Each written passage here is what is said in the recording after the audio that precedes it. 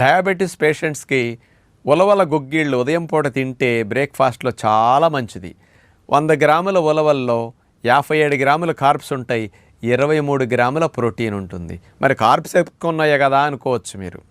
ఈ కార్బోహైడ్రేట్స్ 57%లో 43% carbs non digestible starch. కాబట్టి ఇది గ్లూకోజ్గా అబ్జార్బ్ అయ్యి మీ రక్తంలో షుగర్ పెంచడానికి కారణం కాదు. హై ప్రోటీన్ ఉంది, లో కార్బ్ అయిపోతుంది ఉలవలు.